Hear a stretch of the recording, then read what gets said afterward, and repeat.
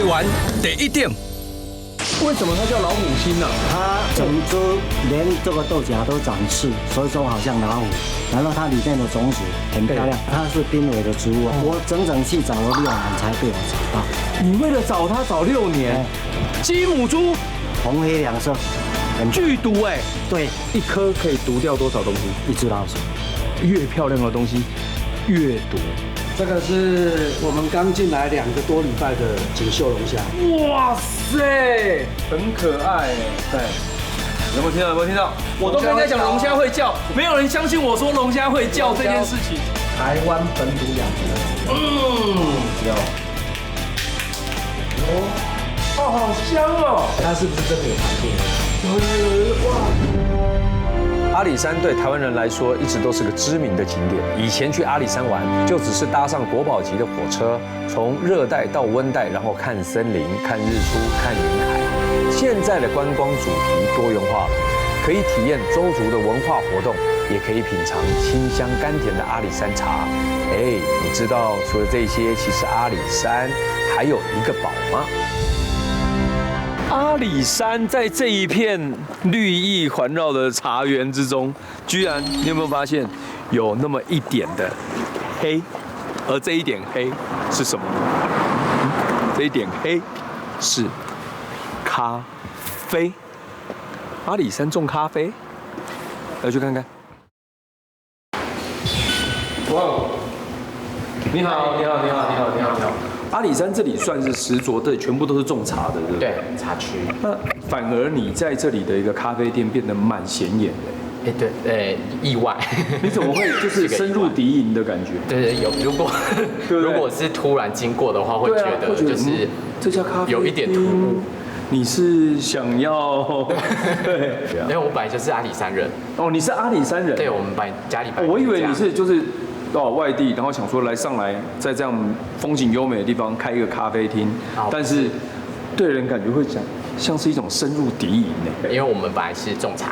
哦，你们本身是种茶，我们本身是茶农，所以其实从小就开始喝茶。后来回来的时候就发现，为什么我妈妈早上就是变得不是泡茶，对，是她早上起床的时候在冲咖啡喝。然后我小时候她就说很好喝，我就说你这哪里来的？她就说她跟她朋友一起在种的，在种，对，在种的咖啡。其实你妈妈早就出去种咖啡了，是不是？对，就已经开始偷偷的在种一些咖啡了。哇，这个。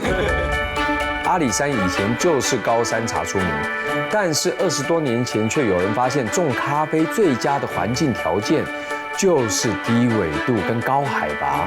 咦，这不就是阿里山吗？于是开始了种咖啡的风潮，成就了阿里山咖啡的品牌。而这许家兄弟俩也携手开了一家咖啡店，一个负责手冲咖啡，一个负责做甜点，合作创造蓝海之路。现在自己种的茶，咖啡，你们自己种的咖啡都有，它是什么样的味道？我们就是有分那个处理法不太一样，但我们比较明显的就是说我们的咖啡后面的那个茶感很明显，咖啡后面的茶感，乌龙茶的茶感就是很真的假的？真的，我是喝茶又喝咖啡的人，是，等下你所以应该是骗不了我的味觉。可以，真的吗？我们可以来试试看吗？可以，那我们顺便来听听你的故事。好，没问题。OK， 好。是一个水洗的，水洗的豆子也蛮香的。你说会有巧克力、综合坚果、柑橘跟乌龙茶，的茶香、茶感。乌龙茶到底是茶的味道还是茶的感觉？应该是茶感，茶感。哇，厉害哦，馒头山。在阿里山种咖啡到底难不难？土地的取得比较难。土地取得比较难，对，因为其实你可耕的地其实不多，然后大部分已经有茶园了。那你们家是本来是茶园不是吗？我们家本来是茶园，然后就把茶叶处理掉变成种咖啡啊，还有一些空地啦。所以你们家是不会有任何的，比如说家里种茶，然后你种咖啡，那你们会有爸爸妈妈会觉得你为什么要种咖啡？会不会有这些冲突？算是他们也蛮喜欢的他们也蛮喜欢，所以算支持就对。对，然后台湾的那个咖啡豆采摘季节其实是在11月到隔年的3月，但这段时间一般来说是我们茶叶休息的时候。刚好就是刚好。刚好不足，所以这一整年都满了，中间等于算是只有休息的2个月了。对，差不多嘛，只有2个月的休息时间，就是让我们可以认真的工作，认真。OK， 酷，蛮酷的。哎，有哎，巧克力跟坚果很明显，而且我们这里是浅中培，就可以有到这个味道。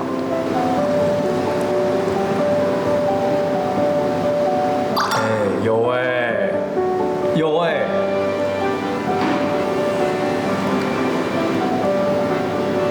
入口开始就有那个柑橘的浅焙的感觉出现，然后在舌头前半段就有喝茶的感觉，有像乌龙茶的那个很茶感进到嘴巴里面的那个舌头前半段，后半段呢，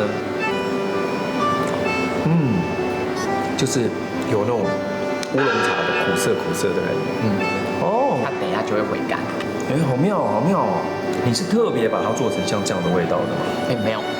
这个是这边的地域风味哦，因为它跟茶一样，就是种茶，我们这边茶的环境就是雾很浓，然后所以茶叶的那个氨基酸含量都比较高，然后所以就是喝起来其实蛮顺口，然后阿里山茶很有名，但是没想到在咖啡上，一般以为它只会是在热带地区的作物，对，但是后来仔细去了解，说热带地区的话，他们好的咖啡的庄园其实海拔都很高。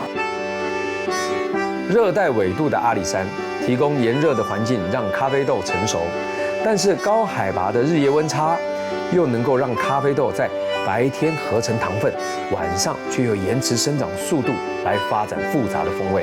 所以利用浅中焙的方式，就能让阿里山咖啡的个性充分的显现出来了。来试一下日晒。上面说它会有草莓，对，水果，莓果。凤梨、红葡萄酒，尾韵的地方。OK。它闻起来就蛮重的。我说闻起来那个咖啡感就很重。对啊。好水果。很水果感的，很水果感。刚冲完，温度比较高，还没有那么明显，稍微降一下之后，它那个水果的风味就出来了。阿里山的乌龙茶还是很厉害，对，但是在你们的万绿丛中一点黑，是真的也蛮厉害的，蛮厉害的。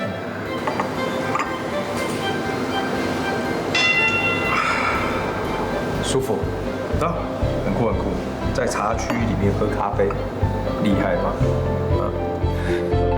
在台湾街头到处人手可见一杯咖啡，但是咖啡这东西可以简单也能复杂，看起来很单纯，其实却千变万化，内行人才能在细微处看见差异。喝过阿里山的咖啡，只能说非常不简单哦。这里有全台独家的宝物。黑、红这2种鲜艳的颜色是它的保护色。这宝物稀有而且飘忽不定，像极了太极。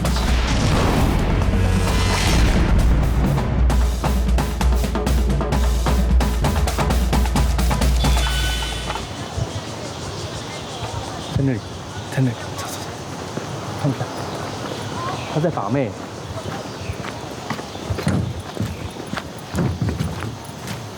你好。嗨，你好。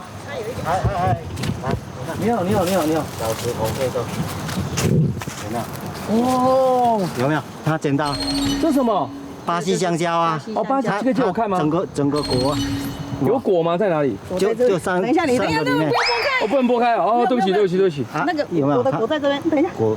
请问一下这边听说有一个就是嘉义鸟蛋，嘉义唯一的，而且是全台唯一的珍宝。对啊，宝物就是我发表的。吓我一跳，我以为你要讲就是我。没有，我发表的。一般人走路都是向前看，但蔡大哥就是和别人不一样，不是抬头盯着树梢，就是低头往水沟里钻，因为这些地方都是蔡大哥挖宝的好地方。而今天大哥要介绍我认识第1颗种子，就是眼前这巴西橡胶。到底种子有什么好玩的呢？这叫什么橡胶？豆巴西橡胶，巴西橡胶哦，我跟你说哈，哎，但是它怎么装不进去？可以啦，你没有，刚好这个不是这颗的黑啊。好，你水气了，这个哦，巴西橡胶它有什么特别？为什么你会想捡它？而且你刚刚还这么宝贝，不让碰哎。我看人家采啊，真的，捡都收它上面集啊。爆的花纹是不是很漂亮？对呀，他们说好像鹌鹑蛋呐。哦。对啊。你觉得这个没有很特别？那我要把它剥开喽。不可以。不可以。很宝贝，刚捡到对啊。它一个很少这样一个这样子，对。有3滴，然后掉下来的时候，你看它就打开了。橡胶它可以变什么样子？它这个种子会怎样？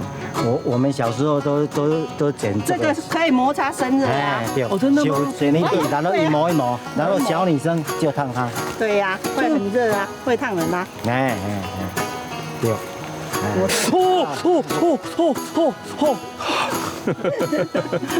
没有，好不好？这种摩擦真的。对，来运动顺手。其实来植物园，有的时候你就是逛一逛，不要只顾着眼前的直线，你可以上看看，下看看，左看看，右看看。你看哦，左看看，右看看，你就可以跟人打招呼了。对呀。上看看，你可以看到哇，好久没有在一个市区里面，你被树荫遮盖住的感觉。下看看，你又可以找到奇特的种子。对。好，但是我这次的目的其实是要来找一个，就是嘉义的珍宝，单双的单子红豆。单子红豆，对，在这里面有，它红黑2色。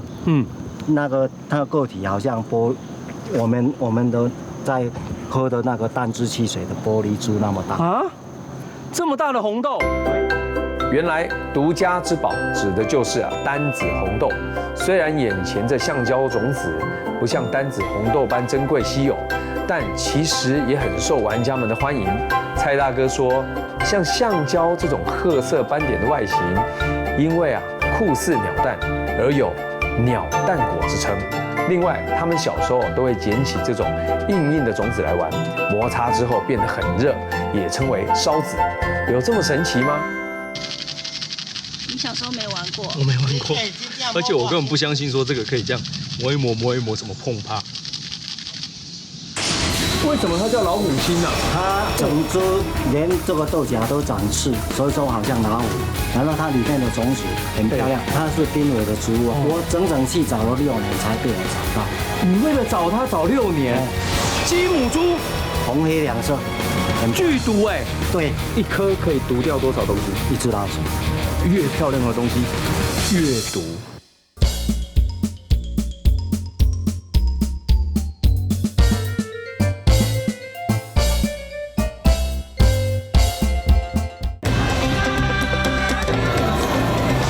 台湾第1点。我靠！不是，是真的，是真的。你手来，你手来。我怕呢。你看这几步啊，你哦，是不是很大？是不是很大？我跟你讲因为你拿摄影机，对不对？看它能够多久？我有一段时间，我们走过去烫大哥应该烫1老公。因为刚刚大哥说这个拿回去不要烫我家的女儿，然后我老公说要烫也是烫老婆啊，快去帮我报仇！你我修过啊，太。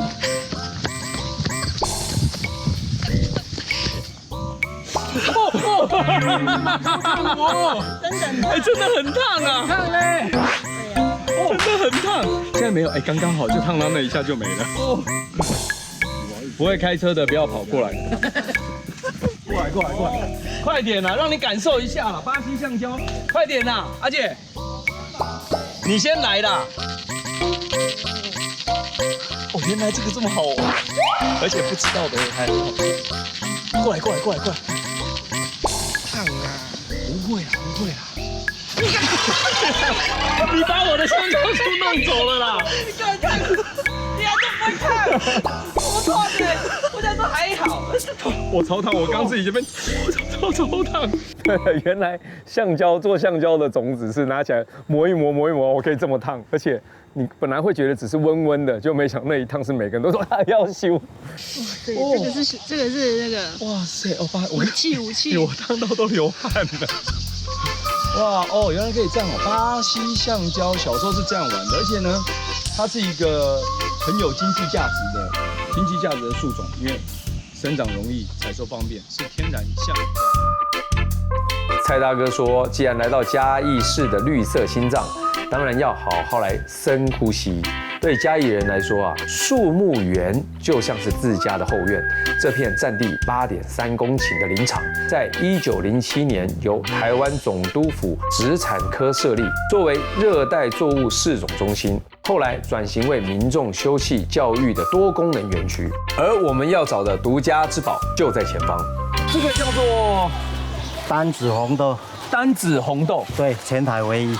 大正12年，就民国12年，民国12年，然后日本人金平亮山师他种的，他全台湾只有种3株，一株在台北植物园，第2株在我们嘉义的树木园，第3株是高雄六龟的善品，但是其余那2株都不见了。为什么会不见？可能就是台风它把它吹倒了，还是说他们以前不晓得就把它砍伐了。单子红豆它稀有的程度，为什么它会这么稀有？第一个，我现在听起来，全台湾现在只有嘉义种得起来，就它，而且现在已经97岁了。1923年日本殖民的时候拿来种，我相信日本人那时候也是觉得，它在日本纬度比较高的地方种不起来。它是原产亚马逊热带雨林，热带的单子红豆，所以说我们台湾是亚热带，然后种在我们台湾。对，它那个种子都在树梢，都在尾端。好高哦，差不多4-5层楼高。对啊，对，你很难想象哈，在台湾现在这么多元，科技这么发达，然后人口密度、植物密度、动物密度蛮高的一个国家，然后竟然有一棵是独一无二，全台湾没有，只有它有，而且。有时候你看到那种什么草啊、树啊，他说只有这一区有，但这一区会有很多。但是你想，现在只有这里有，而且这里还只有1棵，很妙哇，好漂亮哦！嘉义之宝，嘉义之宝，台湾之宝真的哈，台湾的唯一株好不可思议不可思议，真的不可思议。植物园里面有好多的。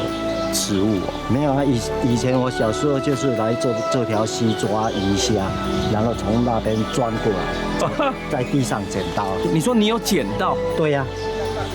那时候树多高？几乎也快这样，只是没有那么粗而已它几乎这40年来，几乎都是这样，在我的印象记忆当中。那你捡到，你放在哪里？你有收起来吗？放在家里，太好了，来去你家看，看。原产于西印度群岛的单子红豆，在台湾落地生根将近100年，而它会如此稀有，除了是全台唯一，也因为它要2-3年才开1次花，开花期在3到4个月之间，结果期为7月到隔年1月，而中间又会历经台风等外力影响而落果。更凸显出单子红豆的珍贵性。现在园区内也尝试播种繁殖，期待生力军能早日开花结果。而原本的嘉南药专毕业的蔡明勋大哥，毕业后继承爸爸的药局，但这药局不卖药，卖的是种子。大哥，这是什么？这个沙河树啊，沙河好像车轮，有没有？又好像我觉得观音做的，我觉得它很像一个鱼泉的陷阱，真的。你看，你手伸进去就出不来了，对不对？对。我刚刚这样不小心一伸，我说我们丢了，这进去的没出来啊呢。沙河树到底可以干嘛？晚上啊，晚上用，还可以当杯垫啊。杯垫有没有？让你泡茶呀。蛮好听的。哒哒哒哒哒哒哒哒哒。好有趣哦，种子你收了好多种子。对呀。我种了它会长几瓣。怎样呢？这个是什么？这个。鸡母猪。鸡母猪。对。鸡母猪。红黑两色。剧毒对。它有鸡母猪毒蛋白。对。鸡母猪的毒是在哪？是在它这个果实上面，对不对？果实整粒果实，你把它研碎的话，它就含鸡母猪毒蛋白。鸡母猪毒蛋白，一颗可以毒掉多少东西？一只老鼠。一颗可以毒1只老鼠。红色的那个鸡母猪，它原来是有毒的，但我以前不知道，所以但是那个你看那么硬，你也不会拿起来咬，它就有微量毒素可以毒死老鼠的这种。哦，这个好危险哦，鸡母猪哎，但是它就是长得越漂亮的东西越毒，对，越美丽的东西越毒，对，懂吗？懂。全世界不毒的就剩我老婆了。哦，鸡母猪毒蛋白，对，哇，好漂亮，好漂亮。它是攀藤的猪。哦，就长这样哦。哎，这我们小时候在路边看很多哎。一花。但它的叶子是没有毒的啊，对不对？叶子无毒。热爱爬山、收集种子的蔡大哥，因为无心经营药局，加上附近商圈转移，药局生意渐渐没落，大哥决定转换跑道，将从小就开始收集的种子与大家一起分享。一般人不当一回事的路边种子，蔡大哥却当宝贝一样收集珍藏。老药局不卖药，卖的是对这些种子的热情。好多种子哦。对。哦。好，就这个，有没有看到了？就是这个，对，这个叫做单子红豆，你看它是一个做什么装饰用品？警示之意，警示之意，就可以你做项链可以佩戴，有祈福保平安的意思。哦，就跟我们怎么叠石头啊，然后什么有一些好的东西戴在身上，玉石啊，对，然后单子红豆它也是可以佩戴在身上，而且是天然的猪，天然趋吉避凶，它可以保存多久？至少我保证20年。你保证20年？因为我有收藏30年了，到现在还有。拿来看一下，那你看，这多久了？30年。这有30年了。它，哎，有差吗？有啊，看哦。它的红色啊，变得比较深呢，暗色，深暗色，艳红跟暗红。你看，我还做一粒，我在佩戴的，做金嘛。哦，你还佩戴跟金的呢哈，然后这样子，哇，有没有？单子红豆好像太全台唯一哦，所以大哥您是收集嘛，对不对？对。你纯粹因为很多的种子，你就都把它收起来。你看你有单子红豆，我刚看了还有好多鸭剑藤，还有这个老虎心是这个哦，老虎心。为什么它叫老虎心呢？它整只连这个豆荚都长刺，所以说好像老虎。然后它里面的种子很漂亮，它是濒危的植物啊。濒危？以前只有在曾文溪的出海口，就是七股旁边。那我们这40-50年来都把它养殖低温啊，都把它毁掉了，因为它长刺的东西啊，所以都把它毁掉。所以说现在只剩下恒春半岛。恒春半岛还有？我整整去找了6年才被我找到。你为了找他找6年，还到哪里？一个高知识分子，但是他却喜欢收集种子。那他当初为什么不读植物系就好了？哇，这么强哦！真的。你还有什么东西是你找最久的？除了这个老虎心以外，还有什么？这个是刚进来2个多礼拜的锦绣龙虾。哇塞，很可爱哎！有没有听到？有没有听到？我都刚才讲龙虾会叫，没有人相信我说龙虾会叫这件事情。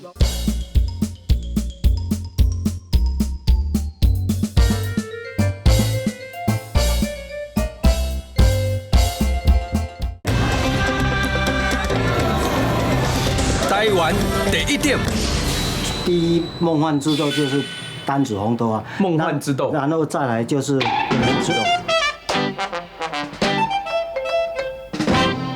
恒春的血，据说只剩下加热水一个地方有这个东西。恒春血藤虽然它的种子不是很漂亮，但是它几乎也是台湾唯一了。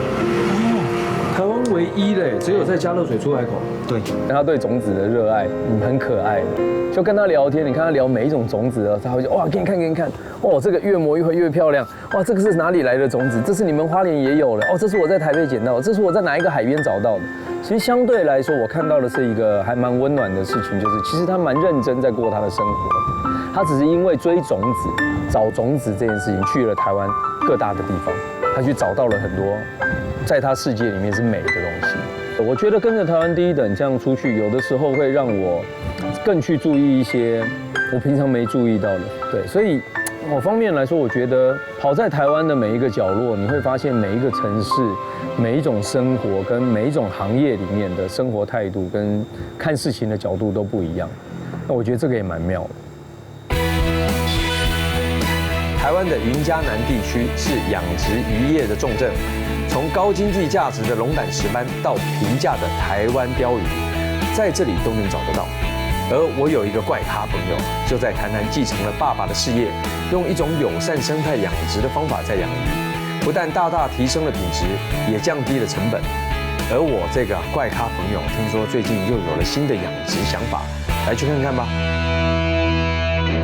关啊，又见面了，好久不见，好久不见。是，我这次要带大家来看一下，就我们这个养殖业到底进步到什么样的地步啊？我就想来台南，你就是要来找他，他的东西都很奇怪，比如说一池里面，这一池这一线好，就我们后面这一池好了，你这里面有多少鱼？现在这里面现在大概有将近30种的物种，30种。对，但是你有发现一件事情吗？它的那个水车都没有在打。你现在不用水车了？其实我们已经研发一个设备，是可以完全取代水车。其实以正常来说，我们这个池子大概1个月需要到1万5到2万块的电费。对，那我们这台设备呢，1个月只要400块有找。它是什么原理？什么样的原理？它其实我们水车哈，它就是靠水流，然后把它打氧气进去嘛，在拍打水面的当下，把空气纤维空气带进去。对。那我们这台机箱是在底部，就好像我们大海里面的那个暗流。它虽然没有接触到水面，可是它其实的流速是会把空气带进去的。你现在这个概念就好像把你整个水族缸的概念全部都放大。其实类似，我们水族缸是不是一定要打气泡池嘛？对，但是气泡只要浮到水面上，它就不见了。对，它的氧气都不见了。对，所以我们现在的做法是把气泡细小化到纳米级的，让它停留在水中，这就所谓的微气泡原理。哦，也是这个概念。我们把它运用到我们整个池塘里面。所以我说嘛，我们玩的是小的，你在玩的是大的。是。好，但是我们今天要来看的是你另外听说有新东西。现在我们在玩养龙虾。对，其实，在台湾哈，台湾对，我再跟你确定一次，是养龙虾，是养龙虾，而且不是暂养，是全程养。养殖的方式养龙虾，我觉得可以养啦，但是能够养到这么多，我就比较怀疑，跟能不能够做到繁殖，这个我真的蛮怀疑的。因为它的难度太高了。龙虾，这个其实蛮难的，全世界上我知道有2种东西对我来讲，你要做富裕有难度的，但日本之前在做黄鳍尾，他们已经做起来了，对，已经做起来了。然后还有一个是鳗鱼、鳗苗是做不起来的，你完全它现在没有鳗苗，你能够繁殖它。是，那再来就是龙虾苗，我们直接来看。哎呦，这里有就对了。走。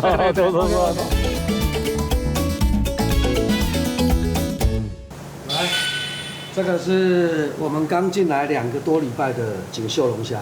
哇塞！你没有在唬烂的。是，这每一篮都有大概50尾左右。龙虾其实躲避对它而言是很重要的一件事。拿起来，里面我们住公寓有没有？哦，在里面它须是一节白一节黑，应该算黑红。它是叫什么种？这个是锦绣，就我们俗称的花龙。哦，花龙，哇，这里，对，底下跟然后我把它抓起来给，这里掏出来，哇，这好像活力很好。好难啊！这，把它抓起来，哇，在这里，这是我们从玻璃苗进来大概2个多礼拜，这2个多礼拜的，对，它其实已经成为我们所谓的完全体，就是它的体色已经没有在显现。玻璃苗就跟指甲大小而已，大概1公分，它就指甲大小，然后整只透明的，但是你可以看得到它是龙虾的样子，它是龙虾的样子，对不对？其实龙虾在玻璃苗之前，它有个阶段叫蜘蛛体，对，就是它的那个软孵化之后，它其实长得不像龙虾，它长得比较像蜘蛛。到目前为止，全世界还没有能力度过蜘蛛期到透明苗这段时间。这个原因在哪里？我认为主要是食物来源吧。食物来源。其实我们人工富裕一直最主要的关键点还是在食物。但是你这个苗你怎么来的？这是从印尼合法进口。印尼，其实印尼它有龙虾苗，并不是因为它做富裕，而是因为它有非常好的天然条件。怎么说？印尼呢，它是几千个岛屿去组合而成的。对。那在他们的天然海域里面其实是没有任何龙虾。对。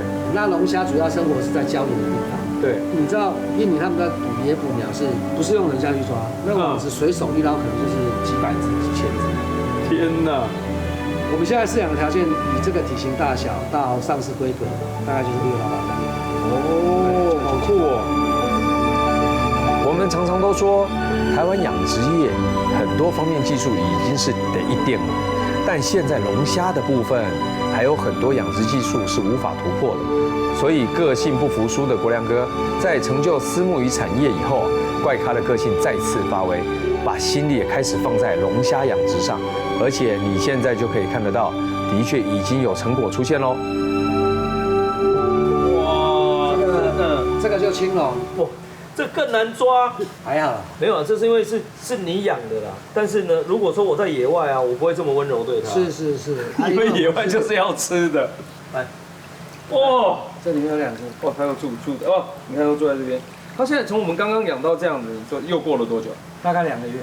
2个月的时间。这一只是所谓的波纹龙虾。波纹龙虾。对，跟刚刚又不太一样。这是在2个月前那一批里面算小的。其实大多数的规格大概都到10公分以上。我没有看过人家就是养龙虾，然后养到这样小小的，让我觉得说哇，很可爱哎。对。那这样子我以后会不会就是不舍得吃龙虾了？我们养的就是要来吃的。没有，我最近已经职业伤害蛮重的，我胆固醇太高了。你看，我们虾子只要到这个大小，对，所有的颜色体型都跑出来，就让它跑出来。哦，很漂亮，橘的、绿的，通通都有。他们吃什么其实我当初会养龙虾是因为我的鱼池本来就是所谓的生物链的养殖。生物链啊，对，那我有个蓄水池，我用什么？我靠鱼背来做滤食。净化的功能。那贻贝又贻贝是对，贻贝净化水质，对，我们讲它是滤食性的物种。对，当水不断的在净化当中，一直不断的长大，不断的孵育，会越来越多。对，那贻贝刚好是龙虾最爱的食物。因为龙虾只要吃贻贝，胆固醇高嘛，所以它脱壳的速度跟成长的速度会快很多。跟他聊天的过程中，我可以感受得到他想要改变些什么。但这个的改变，能不能真的到他如他梦想中的这种改变？我觉得你这个蛮妙的，就是你先用生态链养殖的方法，你已经养了一堆的鱼，在这堆鱼里面，但是你的过滤水质的贻贝长大了，那你要找能够把这些贻贝移除，像以前的方法可能会用什么方法？就直接刮掉，然后放药，下药去把它下药弄死，对不对？但现在你用的是，什么东西喜欢吃它？龙虾，对，我就来克它，我就养龙虾。对，那你知道你养的龙虾的时候，如果你哪一天想要移除龙虾的时候，你就找我，我知道，因为我专门移除龙虾。好多人报名在排队。好了，去看看大一点，大一点。那刚刚这个是大概8到10公分的，然后这个是这一批有台湾本土。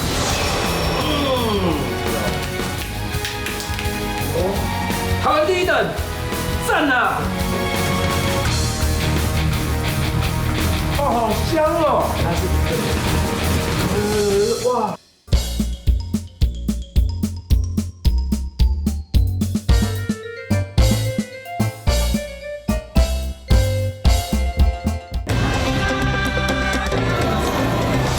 台湾第一点，熟了。这个在我们里面还算小朋友了。算小朋友吗？小朋友。但这个在野外，我先抓起来看一下，它可以食用的啦。抓一次来看一下。哦，小心被打的会刺这怎么抓啊？来，一般来说我会有手套没？对，你一定要有手套。对啊，这没有手套，我抖了。哦，弹跳。国仁哥有这个。来，你帮我放这里。好，不要弹进来。对，就这样。抓后面这，基本上把它扣住之后，它就不会动了。哎呀，你知道吗？野生龙虾凶，我觉得你这里的不输野生。其实抓龙虾大家还是要小心，它旁边这个钩子有没有？我们在还有这个前面这个，它只要扒到你，那个就受伤了，就会受伤的。这一只有个故事啦。怎么说？是因为它养了2个月这么大，4个月后还是这么大。对，因为其实我们台湾在饲养龙虾最常遇到的问题就是长不大。为什么？我的认知应该是环境跟食物的关系。那这一批龙虾从这么大到现在我们看到的那一只还算小的，对，在这一批里面算小的，才大概2个月以上的时间。哦，体型体重直接乘以2乘以3。哇，因为我刚发现一个事情是，比如说你看哦，我们在那边你刚刚给它的1倍是小的，但是这个来到这边是酒鹅啊，酒鹅啊，这10颗，这也是它的食物嘛。对，那这也是你丢进去的。对，它开始吃的东西就又不一样。那你给它的都是叫做天然的东西，天然食物原来的，对不对？原来的样子，而不是加工过的。因为饲料就变成加工过的。对，然后我们就是给它原食材，然后让它自然界当中可以摄取到。所以你看我们底下有很多壳，有没有？你看。这都是他吃的，他连藤壶都吃。藤壶、贻贝、酒鹅，对，藤壶很好吃哦，很好吃，藤壶很好吃哦，很多人还不知道藤壶的好吃。你看这些都是他自己破壳的，哦，他自己这些都是他咬碎的，包括鹅啊也是一样，哦，所以它整个成长速度啊，跟体色，尤其是体色，好，一般我们饲养龙虾的体色都惨白。对，它的体色来源是靠什么？靠紫外线、靠阳光、靠食物。其实主要我的认知还是食物，因为胆固醇高，所以它体色出来显现的真的很漂亮。但我现在胆固醇也蛮高的。是哈，那我的体色怎么没什么改变？有啊，看起来蛮黑的，跟我差不多。就跟它养殖其他鱼种一样，仍是友善生态混合养殖法，只是多了一套自己研发的控温设备来调节水温。国良哥说穿了，就只是模拟大海的环境这样而已。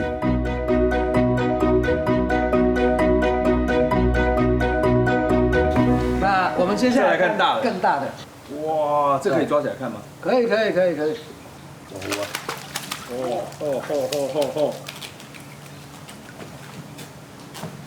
有没有听到？我都跟在讲龙虾会叫，没有人相信我说龙虾会叫这件事情。龙虾真的会叫，龙虾会叫啊！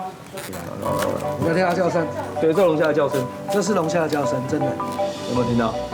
有听到对不对？所以我觉得应该是它熬它的那个嘴巴互相没有，它是这个地方在摩擦嘘，靠，有没有？它其实就生气，就好像猫生气会拱起来。在生气的时候就咔。就前面这一块磨到的。对，你仔细看是这一个磨到的，是这一个。在这里，这就是龙虾的叫声。很多人都不知道龙虾，其实它是摩擦到的声音。然后你看它整个肉的饱满，你看在这里，这个肥到爆出来的那一种，它是直接它的肉质啊，它的肉质是整个是肥满的。你看你摸了就知道了，它是整个是爆出来的。那这一只等一下就不要放下去。为什么？我们中午可以来加个菜，这个体型我们就可以宰。对，我们这边的沙西米。不要他在我手上的时候跟我讲这件事，好不好？那个哇，这样养殖出来的龙虾味道究竟如何呢？国良哥很骄傲地说，养在模拟天然环境条件，吃着天然的食物，这样养出来的龙虾怎么会不好吃呢？甚至比野生龙虾更肥美啊！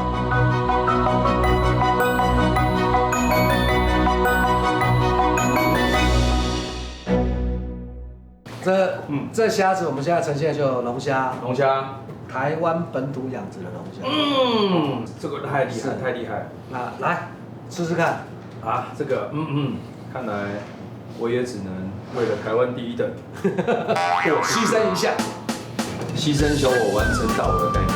我今天呢就来试一下养殖出来的龙虾味道有多好。来，熟度刚刚好。哇，我的妈呀，这个一定要。有在吃龙虾哦。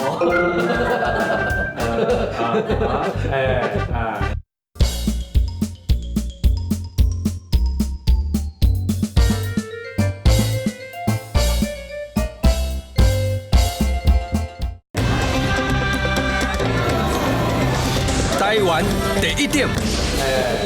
你知道，打从我跟餐桌一般高的时候，我就在扒龙虾了，好吗？这并不是因为什么，人家会觉得阿力后面啦，你怎么？其实没有，台湾就是这么妙。台湾各地都有属于各地的食材，只是你有没有走进去。等你走进去了以后，你就会发现，哦，原来还有这么多美好的事情。比如说这一尾，这自己养的哦，你这个是，哦，而且这一只龙虾哈，它其实已经接近快过河。对啊。而且现在吃到的是双层壳的龙虾。哇，试试看。台湾第一等，赞啊！哦。哦。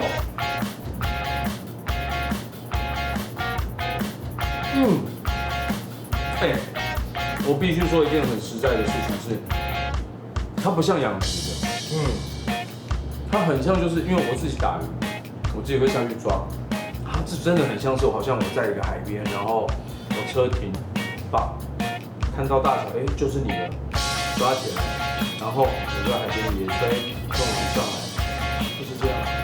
其实我们的养殖的方式就是复制，把大海复制。哇，我的天哪，太好吃了，这好吃到就是必须分享哎，你知道吗？我的天哪，这个哇，来，哇，来拜托大家帮忙吃一下，因为太多了。来，拜托，来，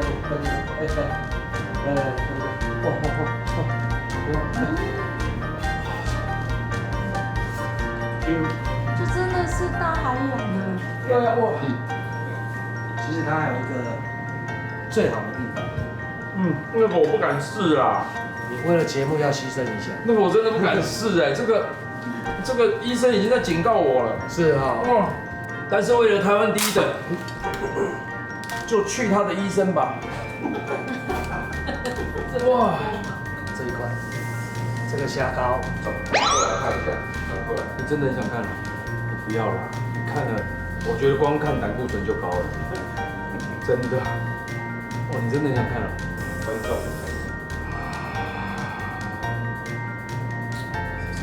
它最精华一个部位。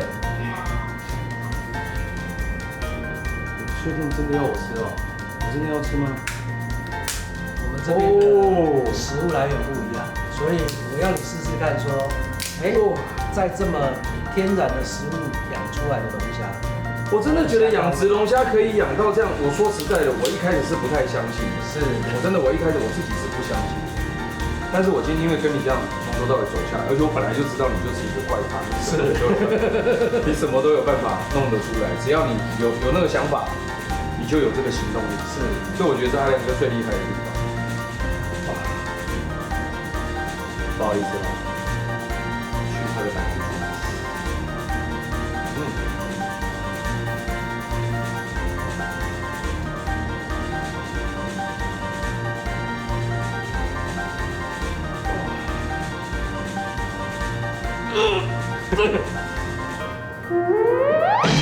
胆固醇太高了。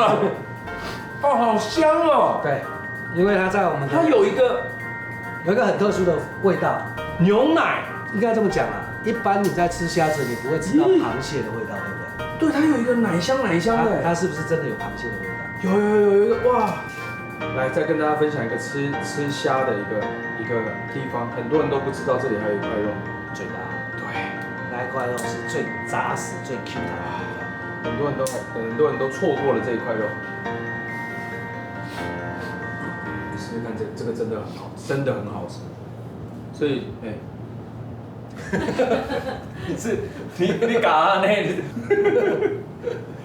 所以呢，物尽其用，好不好？尽情的享受它，不要浪费它，因为接下来就有人可以养了一堆龙虾。成就了虱目鱼，又转向龙虾养殖。国亮哥不断在养殖业摸索前进，也不断的遇到了挫折，甚至是负债，而他却慢慢的改变了台湾的养殖环境跟市场机制，而且当国良哥听到我们夸他厉害的时候，他却只是淡淡的说：“我其实不是很厉害，我很常失败，但是我比别人用心。”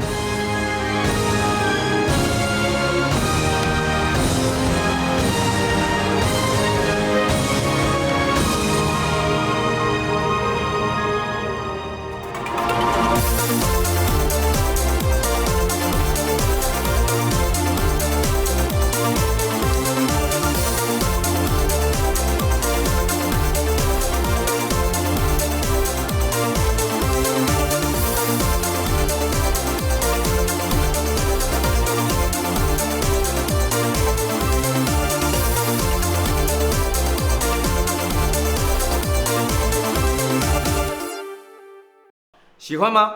记得按赞加订阅，台湾第一的，开启小铃铛哦。